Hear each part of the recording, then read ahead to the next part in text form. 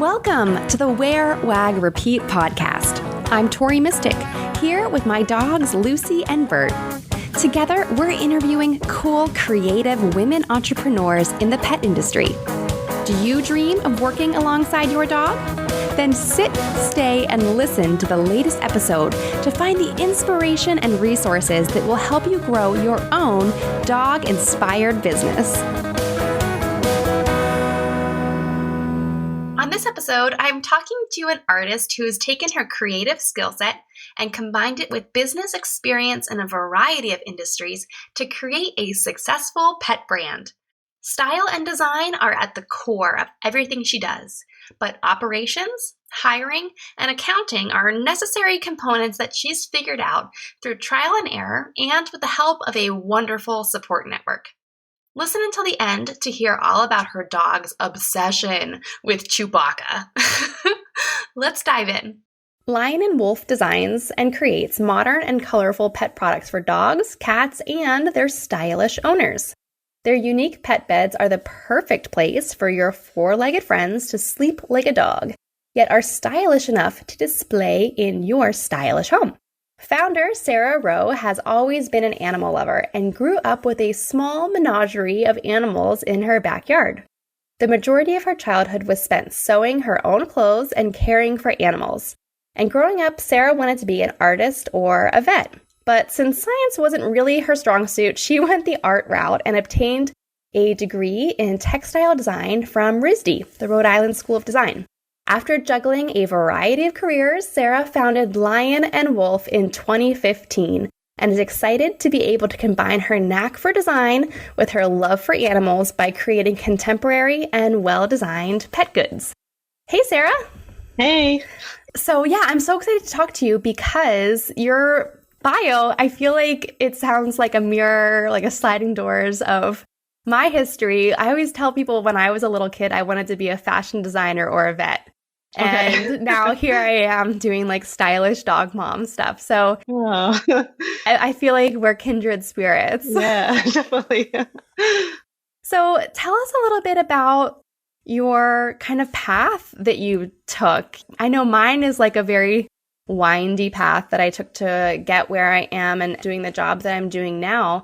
I guess after you graduated from RISD, kind of what was your path that led you to get here to Lion & Wolf?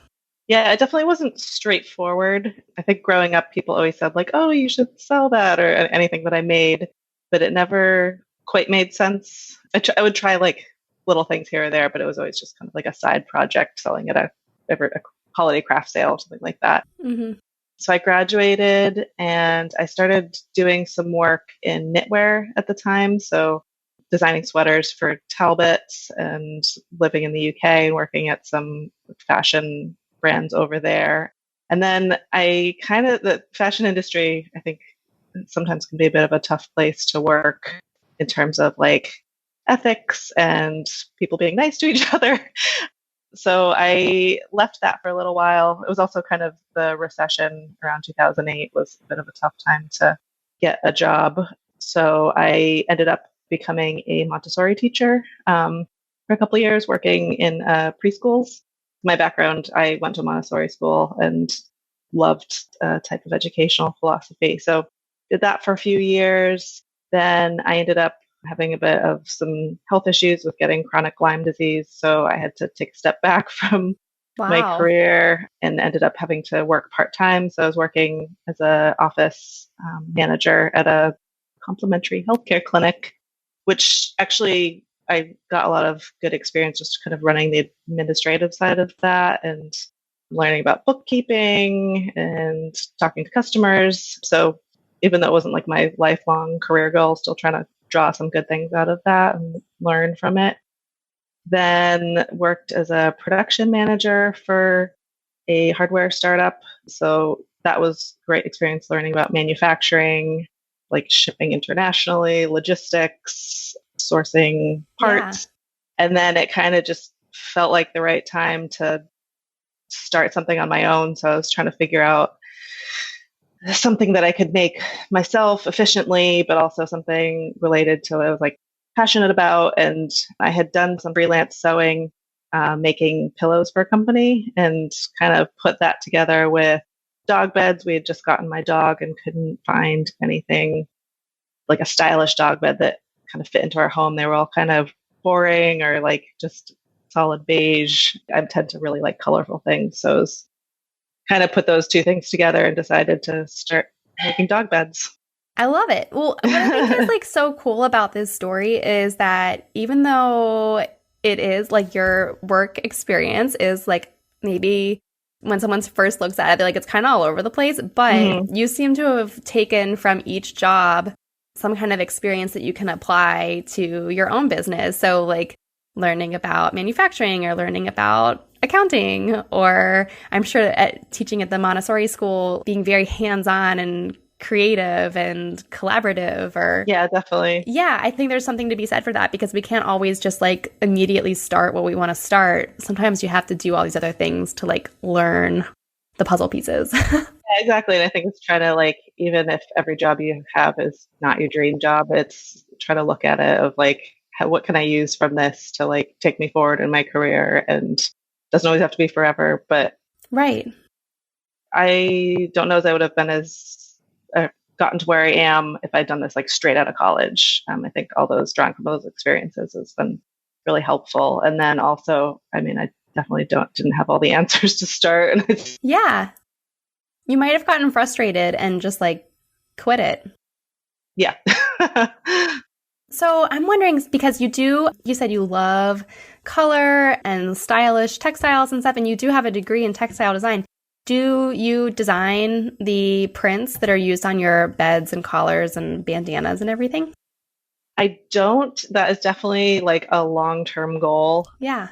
That I have. It has more to do with the sourcing of the like where to get the fabrics printed, right. And doing that efficiently. I've started playing around with it.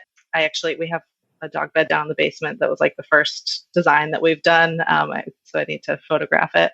So it's definitely like in the works, but also just it's really fun to source inspiration, and I love Japanese textile design. So it's interesting to see what customers respond to, and then I can use that going forward, creating our own designs, inform that. Yeah, that's very interesting. And you talk about sourcing and finding a way to print your own textiles. Have you found any great resources? Because I know that I think there's a lot of people who listen to this. There's so many bandana makers out there. And that's kind of like, if you know how to sew, that's an easy way to get started. I have found some really cool, unique things on like Spoonflower. And, they're always pushing you to like design your own stuff. And they have all these artists. And I'm like, oh, maybe I'll like paint something and print it out. Yeah. But it's pretty expensive to have custom stuff printed through them. So have you had any luck sourcing things in other ways? Yeah, I definitely like Spoonflower. I think is a great kind of consumer entry level way to get into it, and like user friendly if you're not very familiar with textile design repeats. But yeah, finding someone that does wholesale digital printing is definitely a challenge and continues to be. But one of the wholesalers I use is Robert Kaufman, who is like a fabric manufacturer, and they actually do digital printing as well. So I've been using them mainly. If you buy a larger amount, like 100 yards or something, then you obviously get much better pricing than 1 yard for right. Spoonflower. So yeah, it's trying to like balance ordering a lot of fabric, but not having a million yards that you're going to use for the rest of your life. You don't want to stock the same pattern for the next 50 years. No. Just everything in my house will be made out of this one print. Yeah, you'll have curtains and couch cushions and your bedspread. That would be kind of a neat installation, I guess. Yeah. So I'm so curious because as a fellow like creative person who is trying to run a business, how much of your time in your business is split between like the business, logistics and operations, and then the creative side of things? That's a really interesting question. Again, there's like so many creative people out there that perhaps are interested in starting their own business. But I think the part that's not talked about as much is that there's actually the creative side is like actually quite a small proportion of the time that you spend running your business, there's a whole host of other things that you need to do, like just running the website, creating all the copy for that, doing all the accounting.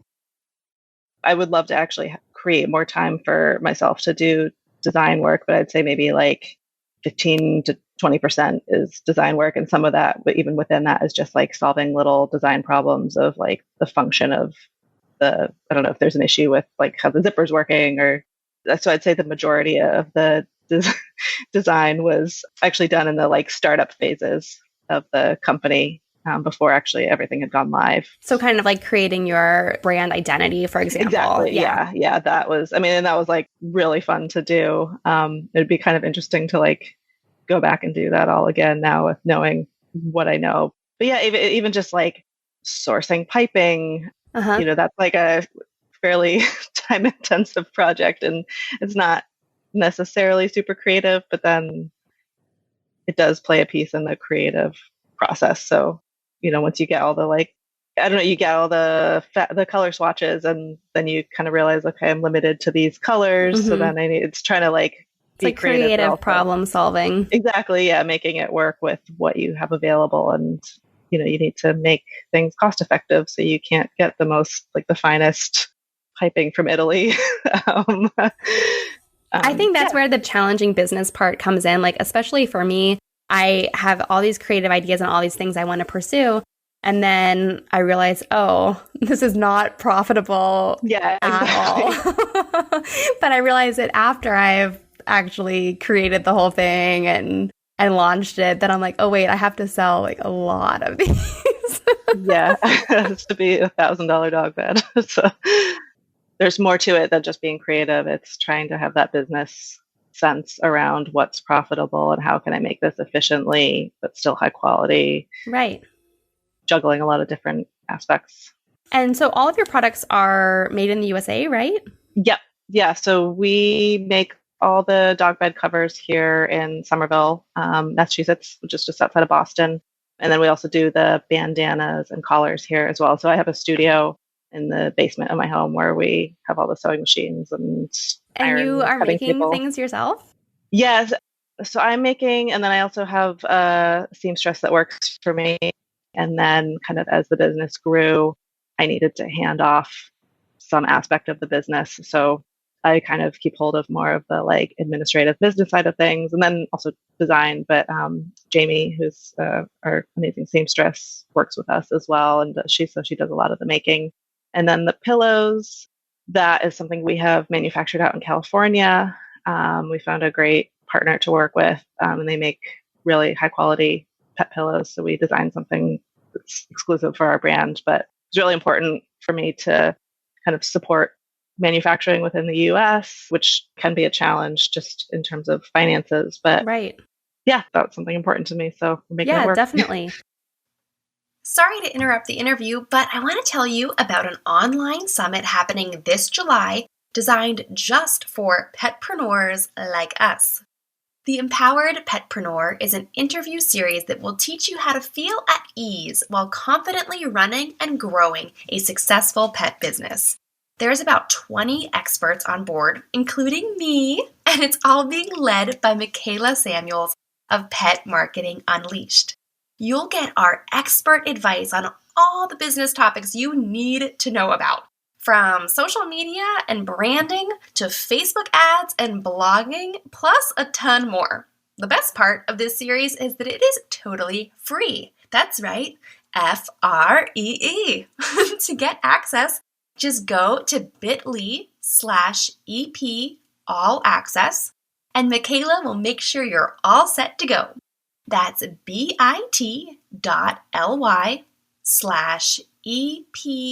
all access. The EP stands for Empowered Petpreneur, because that is what you are, girl. As you were looking to hire a seamstress, what were some of the questions that you would ask, or like what kind of advice would you have for someone who is looking to hire maybe a seamstress, or maybe just like their, first kind of employee or, helper in that sense? It's a balance of finding somebody that has the skills that you need, but also being able to find somebody that like you can work with really well. And that doesn't necessarily mean it's a good friend of yours. Sometimes it's just finding like a good complementary personality. So I kind of approached it like sitting down, making a list of everything that I was looking for. So making that list and then kind of starting to write a job description from those points. Mm-hmm. And then also just making sure that I communicated what our company values are, kind of just a little brief description of who we are. And then one little trick I always do with writing job descriptions is I find when hiring, you get a lot of applications of people that don't actually like really care about what you're doing. So trying to sift through like people that just click apply and like a resume that talks about sales or something that's like completely unrelated to the job. And so I'll usually say like in the subject line, and then I give a like you have to write the subject as the specific phrase. So seamstress application for colorful dog beds, or just something that's very specific, but it just means that that person has actually read the job description and I wanted somebody that was detail oriented. So if you can read through that and then follow those directions, like you pass the first test. Right. The first test is like an unspoken question. Exactly. Yeah. It's kind of like you hear about in music. It's like the brown M&M clause or something where like all the brown M&Ms have to be removed from the bowl of M&Ms in their dressing room. And it's just, they're kind of testing the venue to see if they've like read the contract. Yeah. Or how dedicated they are. Yeah, exactly. Another thing I was really curious about in your business is looking at where your dog beds are carried. They're carried all over the world, which I think is so awesome that like people in Japan and Australia are buying Lion and Wolf dog beds and accessories and stuff. So how did you go about like getting contacts in places like Japan and Australia and all over the world? And were there any unexpected challenges that came with that? So to be honest, that side, the wholesale side, has grown pretty organically, which I think is pretty cool.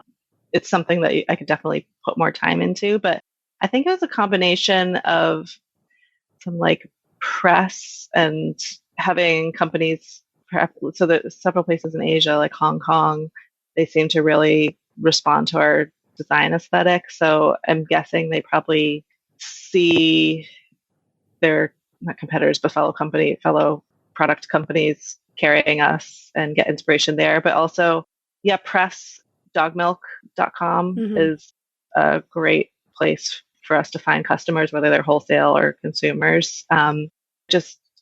In the beginning, I made a big effort to get our name out there.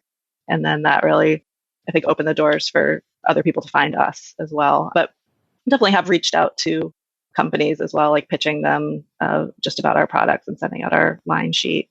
Oh, and then so the challenges, I'd say shipping is actually one of the bigger logistical challenges. That's what I was wondering, because it's probably really expensive. It's really expensive, especially shipping internationally. So to be honest, a lot of the things that we do sell abroad tend to be the bandanas and collars just because they're a lot more economical to ship. But saying that, there are some companies that are really like our products and they want dog beds. So we make it work. And I mean, that's something challenge I've worked with our pillow manufacturer. They've helped find ways to just pack things as efficiently as possible. But even so, then you're sometimes limited by like, there's a maximum dimension of box size, but it depends on the country. So there's just a lot of learning every time you ship to a new country. You got to do some research and find out about what the restrictions are. Wow. And do you do that through like whatever their postal service has like a list of those restrictions? Yeah, usually USPS is the way that I tend to ship internationally just because their customs and duties, they have less kind of, I don't want to say hidden fees, but UPS will tend to, there's extra fees on top of the shipping, whereas USPS, it's like all included. So if you get into the depths of their website, you can find all those things and then just a lot of Googling. So it's not as straightforward as it should be. But no, nothing ever is. When I first launched my online store, like that was the big wild card was shipping. I was like, how am I going to send these things, like when people place an order. And it was like, I mean, I guess like there probably were ways to do it, but I just couldn't figure out a way to figure it out in advance. I was like, I just need to open it and launch everything and have someone place an order. Like I had my sister do the first order to test it out, but I was like, the only way to really see if it works is to just do it for real. There's not always like a lot of ways to test stuff. Yeah, definitely trial and error, and like hopefully it works, but sometimes it doesn't, and you just have to like learn from those mistakes and fix it and move on. Yeah, exactly. So do you have anyone in your life that you turn to for business advice? Because it's hard being a solopreneur. Yeah. Who do you get great advice from? I have a kind of a handful of people that I definitely turn to for the main advice, but I really do try to draw from as many people as possible, even if it's just like close friends bouncing off, like, do you like the way this pattern looks with this piping, and you know how they respond to things, or like even coming up with the names for some of the designs that we use. Like we have a chevron pattern that's blues and greens, and I think I asked my friends for ideas of what to call it, and we came up with sea glass. But it's just bouncing those ideas off people. But for business advice, my dad is somebody that I turn to a lot. He used to be the president of a company that made uniforms, so he has a lot of business experience, manufacturing experience. Textile, yeah. Yeah, which is interesting. Like when I was little, I never really thought about it that much, that he was like technically working in fashion. When he started out, he was fixing sewing machines, and he's helped me fix up one of my sewing machines that I have, one of the industrials. So that's been kind of fun to turn to him for advice. My husband has done a lot of work with sales and also manufacturing. So he's somebody, again, that I can get advice. He's been really helpful in terms of like talking to customers, and even just if somebody's upset about something, how to get back to them in an appropriate way to make them happy. Because happy customers is something that's like super important to me. So yeah, I always want to make things right, but I'd say 99% of the time it's fine, but every once in a while something happens and you got to figure out a way to resolve it in a good way. And there's another man that my dad used to work with as well that has a wholesale food company. So he's been really helpful as well, just getting advice on even just like setting up website and SEO, all those little things. Yeah, there's so much that goes into everything. Oh my God. Yeah. There's a lot. So, okay, I always like to ask people this so I can learn for myself. But do you have any favorite tools or resources to make all of this run seamlessly for yourself? Let's see. So I use Shopify for my website. I think it's great, super user-friendly for if you don't know anything about building a website, but also if you do know HTML and CSS, you can like get into the back end, just tweak little things like I want this button to have this color and this color font. So I have been kind of teaching myself HTML over the years, just to kind of like, I tend to be a perfectionist and I want everything to look exactly how I want it. Yeah, so Shopify is a great resource for building your own web shop. I use Adobe Photoshop and Illustrator all the time for all my design.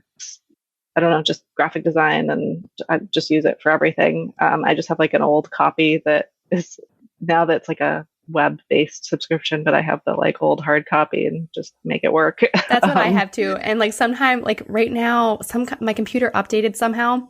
And so now if I click on a paintbrush and I look at like the different paintbrushes available, they like the previews don't show up anymore. So I like just have to click randomly until I find like a square or a round or whatever I'm looking for. Yeah, so it's a little bit janky. Yeah, there's definitely a few of those things. This is like sounds so basic, but literally just like the internet, I'll just if there's something I can't figure out. Just you use Google the internet for your business? That's a stupid answer. But I don't know. I just feel like sometimes people think there's like a really streamlined way of finding information, and sometimes it's just like reading a lot of different stuff and sifting through, or like looking at a forum and seeing how other people shipped something abroad and you're right, problems they ran into. So it's just trying to draw from a lot of different sources. Okay, that's all very, very helpful. I'm going to be Googling things, I guess. No, it really was helpful, Sarah. Before we go, we have to talk about your dog because that's the whole point of why we all do what we do. So tell us about Pheiff.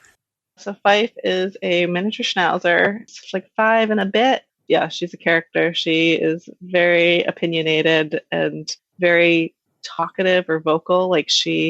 We say that she makes Wookiee noises, and she kind of like huffs and puffs, and she sometimes snorts like a pig. So she has, all sorts of different like little barks and snorts that mean different things. And then saying the Wookiee thing, she actually really loves Chewbacca. She has like a Chewbacca. She has several Chewbacca toys that she treats as like her babies. Basically, it's like those are the really special toys that she grooms and protects. Her boyfriends. Yes, exactly. It's just hilarious. Loves playing. She's very terrier personality.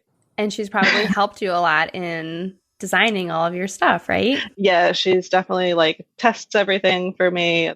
Will help point out any issues or weak spots, which is great. And then sometimes she'll do modeling for me, but she'll do it if there's enough treats involved. But my sister's dog, Toots, is also somebody that we've used for the modeling as well. And she's actually like loves modeling, which is hilarious. But like as soon as she gets in front of the camera, she literally will pose for the camera. It's really funny. So we use her as well. I love it. I have 2 dogs, Bert and Lucy, and Bert is my rescue, and he is such a ham. Like I just did a round of photos the other day with my photographer, and I'm going through them, and I'm like, there's like no photos of Lucy in here because Bert just like gets himself in front. He wants to be the center of attention. He like smiles for the camera, and then Lucy is in the background with resting bitch face. Yeah, I think that probably would be the Toots and Pheiff dynamic. It's so funny. It's so funny. Well, this was so great getting to talk to you. Unfortunately, we're out of time for this episode. So please tell us where everyone can find Lion and the Wolf online. So you can find us on our website, which is www.lionandwolf.co. We also are on Etsy, Lion and Wolf Pets. And then we are technically on social media, but that is one of not my strong suits of updating. But we are on Instagram. So again, Lion and Wolf Pets. You can find us there. Awesome. Thank you so much, Sarah. Thank you. Nice meeting you. Thank you for listening to the Wear, Wag, Repeat podcast. You can fetch show notes at wearwagrepeat.com. If you like what you hear, please hit subscribe so you don't miss an episode. And until next time, we'll see you around the dog park.